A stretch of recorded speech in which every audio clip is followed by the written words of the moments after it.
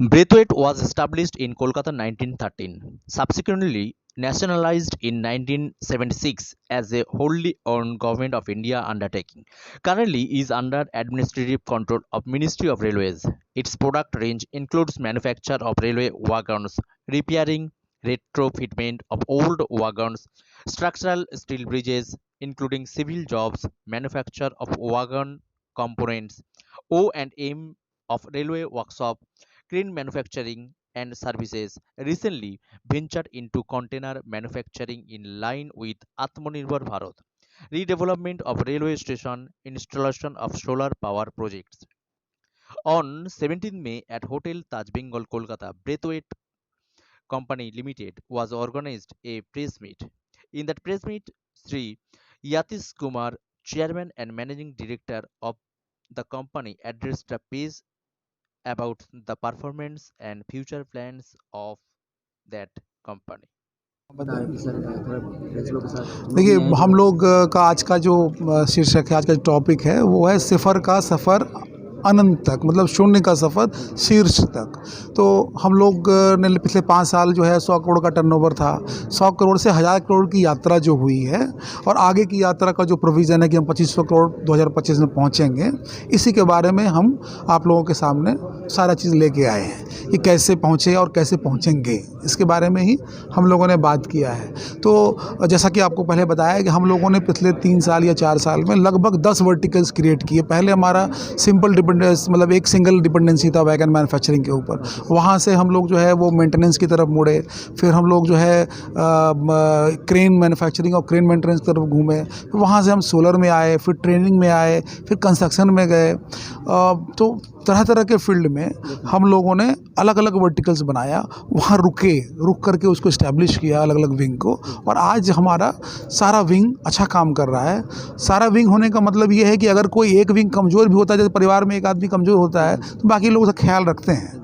तो 10 विंग होने से क्या है कि अगर मान लीजिए जैसे स्टील कॉस्ट बहुत बढ़ गया तो सर्विस सेक्टर में तो स्टील लगता नहीं है, वहाँ तो लेबर लगता है ना, तो वो एक दूसरे को संभालते रहते हैं। तो ये एक बहुत सामूहिक परिवार जिसको कंबाइंड फैमिली बोलते हैं, तो लोग कंबाइंड फैमिली भूल रहे हैं और ब्रथवेट कंबाइंड फैमिली याद कर रहा है। तो सिफर का सफ़र में क्या एक खास चीज़ है जिसकी वजह से हम लोग यहाँ तक पहुँचे? परिवार, सिर्फ और सिर्फ परिवार होना, उसका बोध, जो मैं कह रहा हूँ कि जो कंबाइंड फैमिली को हम भूल रहे हैं, न्यूक्लियर फैमिली की तरफ आ रहे हैं कि अपना माँ बेटा और बच्चा, उससे दुनिया नहीं चलने वाली है।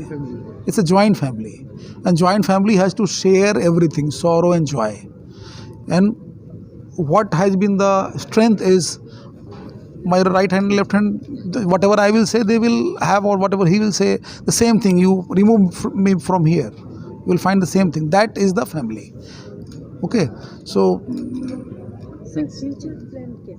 फ्यूचर प्लान में जो 10 वर्टिकल्स हैं उसको पीक पे पहुंचाना है। हमारा जो आज का जो 2500 करोड़ का टर्नओवर का एक गाइडलाइंस है, उसमें हम कितना वैगन बनाएंगे, कितना solar is a future, so we are focusing highly on solar at this moment.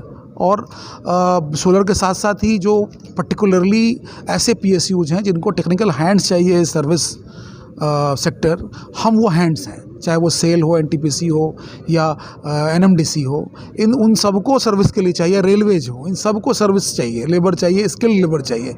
हम ट्रेनिंग देते हैं, ट्रेनिंग से लेबर बनाते हैं, उस लेबर को हम नौकरी तक पहुंचाते हैं। ये हमारा बहुत बेसिक कॉन्सेप्ट जो कि इंडिया की नीड है इस समय। We are there. স্পিড করার এবং তুমি স্যার যেটা বলছিলেন যে এই উদ্যোগী করা বা অন্যান্য ফিউচার প্ল্যান আজকে কর্মচারী এত সুন্দরভাবে সুষ্ঠুভাবে করা, যদি আপনিও শেয়ার করেন সেই মুহূর্তগুলো আগে। হ্যাঁ, এখানে স্পেশালি উনি আসার আগে 2018-র আগে কোম্পানির অবস্থা খুব একটা ভালো ছিল না। প্রথমে 2010-এ যখন মমতা ব্যানার্জি রেলের মন্ত্রী হন, তখন এই কোম্পানিটা রেল মিনিস্ট্রির আন্ডারে আসে। তার আগে ছিল হেভি ইন্ডাস্ট্রি মিনিস্ট্রির আন্ডারে।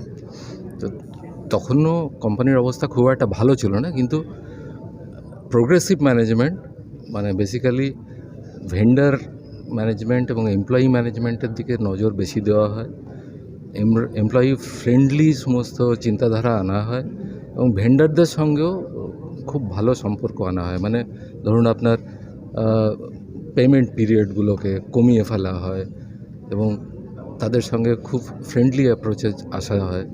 এই করে আমরা কিন্তু কোম্পানির উন্নতি করেছি।